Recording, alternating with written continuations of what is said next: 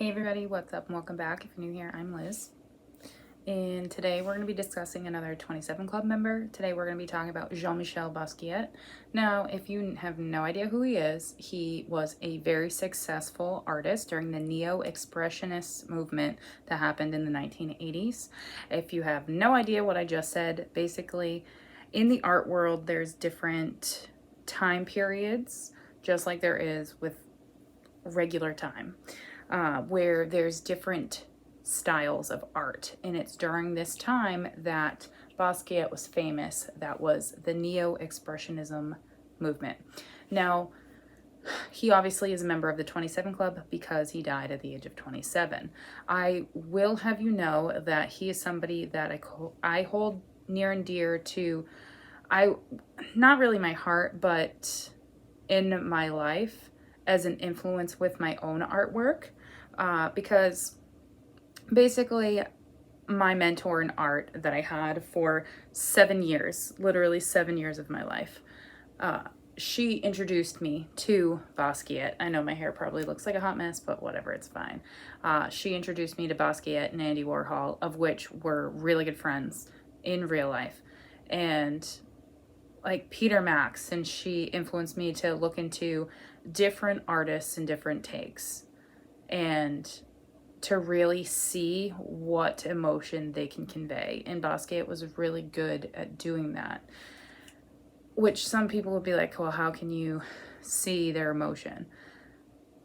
Basquiat, the emotion that he put out on the canvas is not something that he wanted to influence others with, like his own personal emotions, which is why he turned to, unfortunately, drugs. So cocaine was his biggest thing that he loved to use. It is known that he blew a hole in one of his nostrils because of the amount of cocaine he was doing. But when he started to really become famous, he was literally only 19 years old. In his 8-year span of being a very well-known artist, he was only 19. That is extremely young to become noticed in the art world. It takes people many years to be noticed. I'm almost 32 years old, and I mean, I've had my art shown in one museum in Boston, and that was a blown, well, kind of blown. It was a multi-layered glass piece, a 3D design piece that I made. And I mean, that's the only thing I've had shown in a large museum. Basquiat was showing his art everywhere around the world once people realized who he was. I mean, he met Debbie Harry. If you have no idea who Debbie Harry is, then you need to crawl out from whatever rug you're under, because she was the lead singer for Blondie, and she was the one that bought his first painting that he sold for $200. And this piece is called Cadillac Moon. He knew a whole bunch of people within, or celebrities. He even dated Madonna before she even became a thing, which I find awesome, in my opinion, that for this artist or more well-known artist to start dating a person that would become a global phenomenon in the music industry is really cool. But during the mid-80s, he was receiving or earning about $1.4 million a year, and he would receive lump sums of money, which would be about $40,000 from various dealers in the art world. So he was an extremely successful artist. Plus, with him working with Andy Warhol as well, really helped him go further, because I mean, Andy Warhol was already really known, and here comes this new influence on the block that's, I was gonna say parading, but he's not really parading his art. He's just putting it out in a way that people are seeing it, and they're getting the feels from it. They want to see more. Obviously, like I mentioned, cocaine was his thing. With success also has a downward spiral. drugs, very common. And his nose really liked cocaine. He also would start using heroin in the later 80s, and heroin would be basically his ultimate downfall. Now, he was introduced to heroin by one of his girlfriends at the time. She was a waitress at one of his favorite hangouts, and she would talk about, when she was interviewed later, like way after Basquiat died, that she could recall that she was snorting heroin with him because the drugs were so readily available at her disposal for being a waitress in a nightclub. I mean, kind of stinks, because if you're dating a waitress, you have that.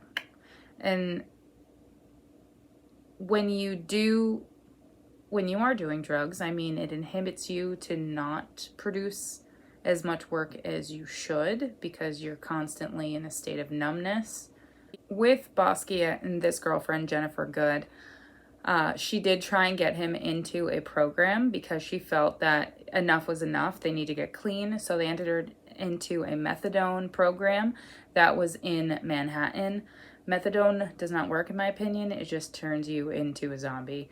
That's my own opinion. If you don't like it, yeah. But he quit the program just after 3 weeks. And it's soon after this, he broke up with her. Now, she didn't know that he was doing heroin via IV or via needle. She thought that he was still just snorting it like cocaine, but he was injecting it. So within the last 18 months of his life, that's when everything got really rough. Andy Warhol died in February of 1987. He was his very close friend. So it's after this is when Basquiat becomes a recluse. He also does try and kick his habit and to try and stay sober, but due to his lifestyle, I believe it didn't help. So here you are, a famous artist. You're trying to stay sober, but you're also reclusive. So if you don't know the sobriety process, it will be hard for you to understand this. But when you relinquish something that helps numb you to the point where you can't feel and you can't think those thoughts that are harboring in your brain, and then now you don't have that, everything comes rushing back to you. Some people it can happen all at once. Some people can happen just one thing at a time. But as soon as those thoughts come back to you, it hits you full force in a way that you don't want to think about these thoughts. And then the regret starts. Why did I want to become sober? And then you start second guessing everything. Then you start thinking about what you were using and how you need it, how you want it. It's the fight or flight that's coming back in. Some people are able to conquer this feeling and some people aren't.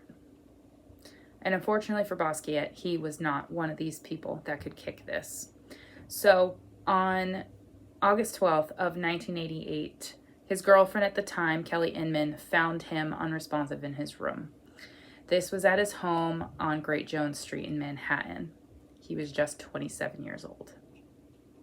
He was brought to Cabrini Medical Center, of which he was announced DOA, or dead on arrival. It's truly sad that a man with such a promising future in the art world was taken so quickly from something that he was trying to kick for so long. I always wonder what he would have accomplished if he did not die. I always wondered that, because there are certain people where you think of them and how tragic it was to lose them at such a young age. And then you also reflect on, wow, they had such a bright future and now they're gone. Like, do some of you guys feel that way too? If you do, leave it in the comments down below. I would love to know. That, my friends, is the tragic story of Jean-Michel Basquiat. And I'll see you guys in my next video.